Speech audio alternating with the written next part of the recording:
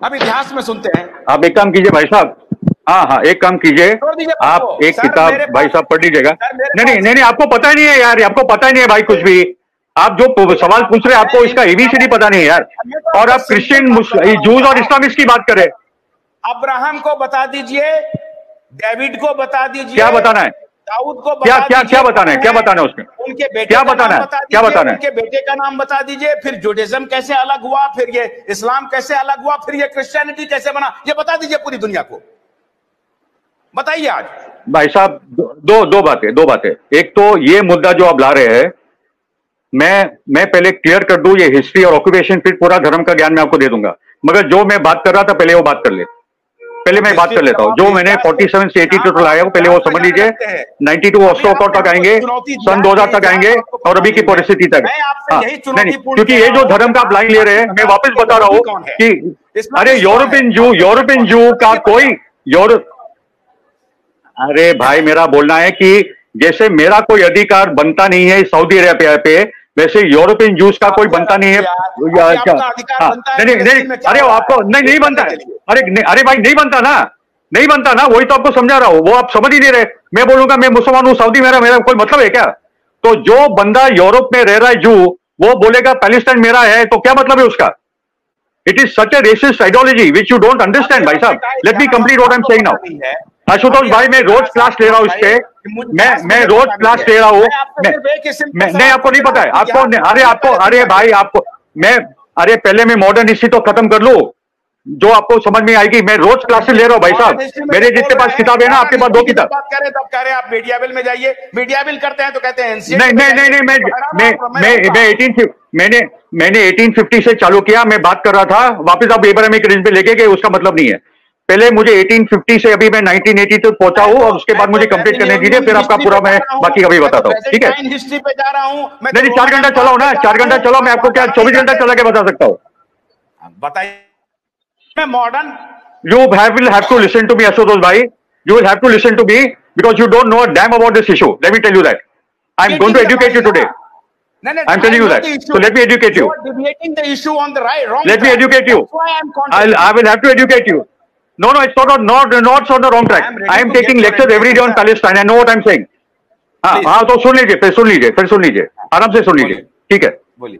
हम लोग 1850 से शुरू करके 1917 तक गए। 1917, 1914 हम लोगों ने वर्ल्ड वॉर 1 कंप्लीट किया, वर्ल्ड वॉर 2 कंप्लीट किया, then we have come to 1967 to 1982, ठीक है?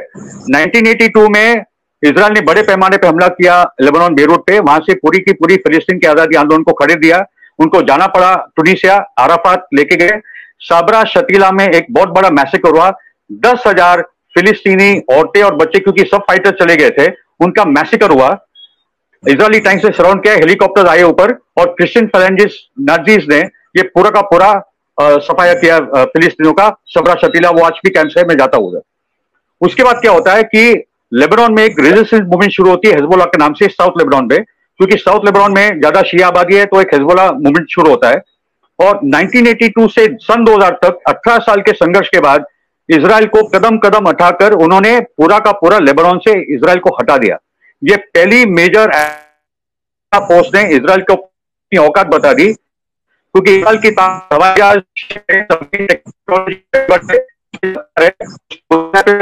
पूरे उसके बाद क्या हुआ कि एक छोटा टुकड़ा लेबनान का अभी भी जो अभी की पूरे लड़ाई के साथ नाम क्या हुआ कि इंतिफादा क्या है? एक इंतिफादा इज दी अपराइजिंग। 9 दिसंबर 1987 में एक हाथापाई होती है, एक इजरायली सोल्जर और एक फिलिस्तीनी के बीच में। वो फिलिस्तीनी सिविलियन मारा जाता है और लोग सड़कों पे आते हैं, नौजवान, बूढ़े, औरतें। ये एक बहुत बड़ा अहिंसक आंदोलन होता है, और वो उनको गांधी जी से प्रेरणा मिलती है, नेल्सन मंडेला से प्रेरणा मिलती है, और उसके हाथ पैर तोड़ने के लिए इजराइल लग जाता है। और दुनिया एक नया दृश्य देखती है कि फिलिस्तीनी लोग अहिंसक रूप से आंदोलन कर रहे हैं, और ये इजराइल की एक हिटलरशाही चल रही है। ओके, उसी में से 87-88 में पीएलओ बैठता है, और उसी में से एक कॉम्प्रोमाइज फॉर्मूला आता है कि हम लोग अभी 2 राष्ट्र की बात करेंगे। 1967 के जो बॉर्डर्स है उस पर हम लोग समझौता करते हैं, 2 राष्ट्र का निर्माण करते हैं। फिलिस्तीनी 87-88 में ये ऑलरेडी प्रपोजल दे दिया था। उसके बाद क्या होता है?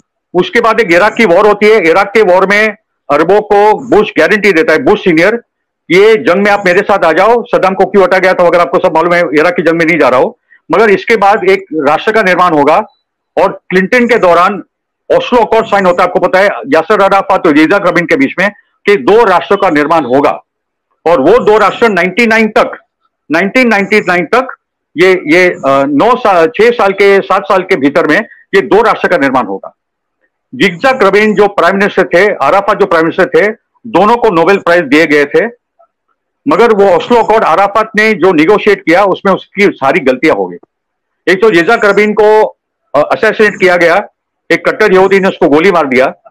और अराफात का था कि मुझे यित्ज़हाक रबीन पे भरोसा था कि वो मेरा दोस्त था, वो ये देश देगा। मगर इजराइल ने अराफात को क्या बोला था कि अभी जो पुलिस की का काम है, ये जितना रेजिस्टेंस मूवमेंट है वो आगे ना बढ़े, वो आपकी जिम्मेदारी है, आप हमारा पुलिस चौकी का काम करो। तो अराफात वो करने लगा। बाद में अराफात समझ गया कि मैं यहां बातचीत कर रहा हूं इनके साथ और सेटलमेंट पे सेटलमेंट बनते जा रहे। ना व्हाट आर सेटलमेंट्स आशुतोष भाई? अगर आपको 2 राष्ट्र की बात करनी थी, आपको ईस्ट जेरूसलम, वेस्ट बैंक और गाजा देना था, तो इसका मतलब यह था कि वहां यहूदी आबादी नहीं आएगी, वहां नहीं बसेगी। तो अभी क्या हो गया है? वेस्ट बैंक में 5 लाख यहूदी आके बसे, जिसको इंटरनेशनल लॉ यूनाइटेड नेशन बोलता है इलीगल है। ये सभी सेटलर्स के पास मशीन गन है। आपने वेस्ट बैंक के अंदर 240 टुकड़े कर दिए वो गांवों के। आपने एक बड़ी दीवार बना दी है जो बर्लिन दीवार से बड़ी है, 800 किलोमीटर की दीवार है, सीमेंट कंक्रीट की दीवार है। इंटरनेशनल क्रिमिनल कोर्ट उसको एक अपार्टहाइड वॉल बोलती है। आपने वो एक छोटे से जगह पे जहां आपने 240 टुकड़े कर दिए, आपने 560 चेक पॉइंट्स बना दिए। आज मैं मेरी गली से निकलता हूं, मैं 1 घंटे के बाद पहुंचूंगा या दूसरे दिन पहुंचूंगा, मुझे पता नहीं है। तो ये पूरी सिचुएशन है। पानी 4 गुना ज्यादा महंगा है पैलेस्टीनियंस के लिए। ये सेटलर्स आते हैं, आपके खेत को जड़ा डालते हैं, कुएं में आपके सीमेंट डाल देते हैं, वो लोग ने कहीं भी आपके बुलडोजर चला डालते हैं, आपके घरों को उजाड़ देते हैं। ये पूरी सिचुएशन है वेस्ट बैंक में। उसके बाद क्या हुआ कि अराफात को बिठाया गया कैंप डेविड में। तब तक लेबर पार्टी की सरकार आ गई थी। जो लोग मानते कि लेबर पार्टी ज्यादा प्रोग्रेसिव है, इस मुद्दे पे नहीं है। लिकुड और लेबर दोनों एक ही फोर्स है। लिकुड क्या है, लेबर क्या है? लेबर एक सेंट्रल लेफ्ट पार्टी मानी जाती है, लिकुड एक राइट विंग पार्टी मानी जाती है, ज्यादा कट्टर। मगर जहां तक उनकी पैलेस्टाइन की पॉलिसी है, दोनों का एक ही कंसेंसस था, क्योंकि ज्यादा करके मिलिट्री जनरल ये सब पार्टी को चलाते।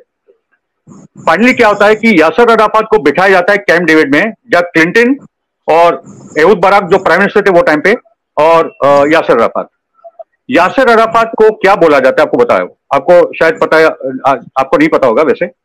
यासर अराफात को यह बोला जाता है कि जो पहले के यूनाइटेड नेशंस के करार थे उनको भूल जाओ, वो अभी खत्म हो चुके। उस पर साइन आपको करना पड़ा कि वो पहले के करार खत्म।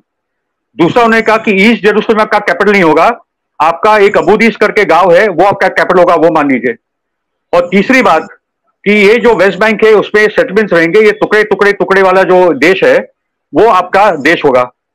अराफात बोले मैं तीनों पे राजी नहीं हूं, I will not betray the Palestine cause, और वहां से चले गए। उसके बाद जिसको नोबेल प्राइज दिया था उसको इन लोगों ने आतंकवादी बना दिया।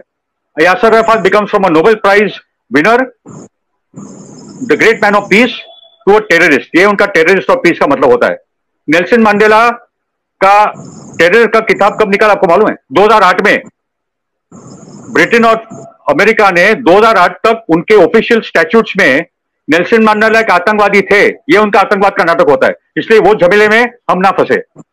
उसके बाद यासर अराफात को रमाला, क्योंकि वो जेरूसलम में तो वो अपना कैपिटल सिटी नहीं बना सकते, तो रमाला में उन्होंने जो फतह की ऑफिस थी, पीएलओ की ऑफिस थी, वहां वो कैद हो गए और इजराइल ने उनको पॉइजन करवा दिया।